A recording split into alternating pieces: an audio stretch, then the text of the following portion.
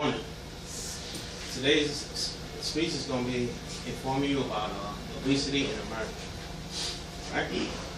According to the Centers for Disease Control, obesity is common now in America, more common than it was, let's say, 20 years ago. And it's a serious problem. It's a rising problem, and it's costly. Just in 2009 to 2010, a survey conducted revealed that 1/3 of U.S. adults were obese. So that's for every 3 adults, one of them was overweight. All right. The reason why I chose this topic because overweight and obesity and their associated health problem it has a significant economic impact in the United States healthcare system. Medical costs associated with overweight and obese personnel may involve direct and indirect costs. Direct costs such as preventative, diagnostic, and treatment. So pretty much, it's costing more money to treat obesity. You know what I'm saying? Like, let's say, for instance, we have things like heart attack, stroke, and stuff like that. So it's costing us more money when we have to rush these individuals to the hospital. And some of the indirect costs includes like loss of time from work, decreased productivity, because if you have an overweight person, they can't, let's say if they work in an environment which requires them to be on their feet a lot, they can't like actively supervise their subordinates and stuff like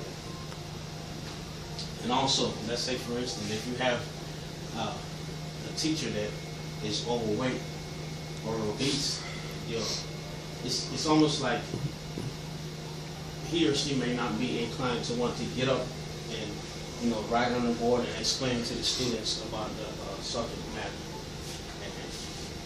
All right. In addition to these, just some facts to throw out there.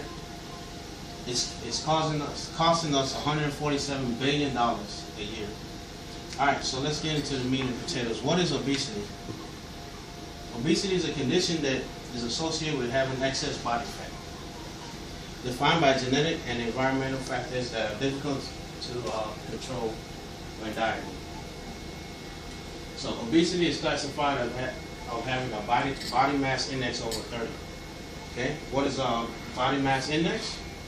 It's defined as an individual body mass divided by how you come up with the body mass index is you take your height and your weight and you divide those and then multiply by 7 and you get your body mass index. That number may be misleading at times because if you have a person that has low body fat, their height to weight ratio may make it seem as if they're obese.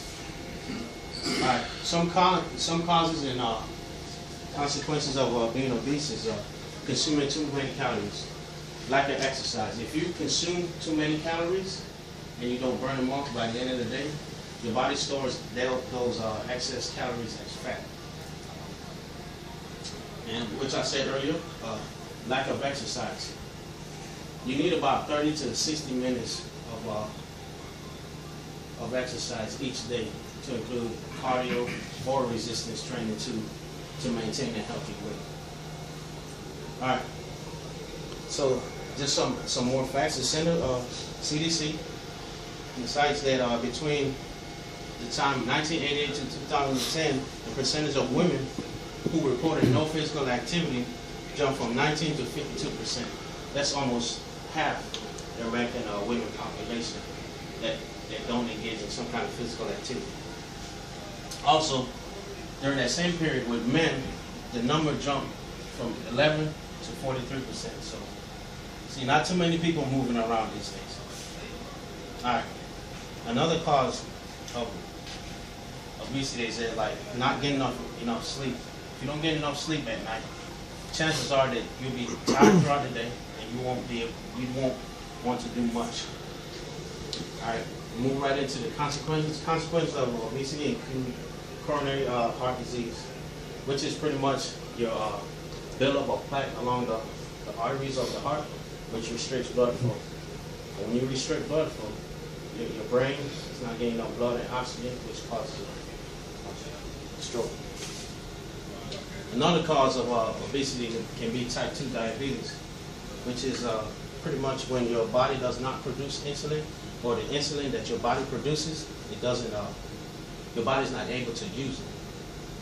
And over time, this can cause hardening of the arteries, which leads to heart attack and stroke. Another consequence of obesity is hypertension. Hypertension is when your blood pressure is at or above 140/90. This one is probably one of the second most thing next to death that is most scariest, is sleep apnea. And we all know sleep apnea, you can stop breathing for 30 seconds to up to 5 minutes while you're sleeping. And another thing about that is some people don't even know that they have stopped breathing while they're sleeping. Okay, so solutions. What can you do to fight obesity? Exercise, like I said earlier. 30 to 60 minutes of physical activity will help you maintain a healthy body weight. And along with changing your eating habits. You change your eating habits. For instance, when you go to the grocery store, if you shop along the perimeter of the grocery store, that's where all the fresh foods, the lean meats, the milk, the egg, and all the good stuff. Stay away from the aisles, because the aisles contain all the things in the cans that are processed and has preservatives and all those things in it. So these are some things that you can do to prevent obesity. And just remember that it is a rising. Obesity in America is rising at an alarming rate. All right. So next time you go to the grocery store or you're out, choose the stairs or shop in the perimeter of a grocery store. All right. Thank you.